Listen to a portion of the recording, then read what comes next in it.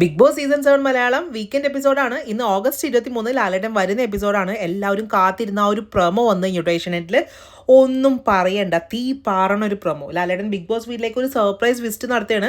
Big boss വീട്ടിലുള്ള എല്ലാവരും തന്നെ ബിഗ് ബോസ് വീടിന് പുറത്തായിട്ട് പൂട്ടിയിട്ടിരിക്കുന്നുണ്ട്. എന്നിട്ട് ലാലേട്ടൻ അതിൻ്റെ ഉള്ള ഒരു ഇൻസ്പെക്ഷൻ കാര്യങ്ങളൊക്കെ നടത്തുന്നുണ്ട്.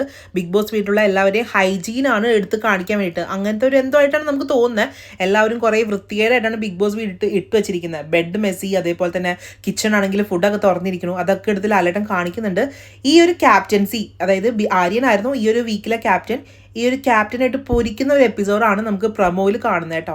ഒന്നും പറയണ്ട. അത് മാത്രമല്ല, ക്യാപ്റ്റൻ ആയിരിക്കെ തന്നെ ആര്യൻ ഈ ഒരു വീക്കിൽ മൊത്തം നെഗറ്റീവായിരുന്നു. കുറേ ചെയ്യാൻ പാടില്ലാത്ത കാര്യങ്ങളൊക്കെ ആര്യൻ ചെയ്തു കൂടിയിട്ടുണ്ട്. അപ്പോൾ അതൊക്കെ കാണിച്ചിട്ട് ലാലേട്ടൻ ആര്യൻ്റെ ബാഡ്ജ് അങ്ങോട്ട് ഊരി മാറ്റുന്നുണ്ട് കേട്ടോ.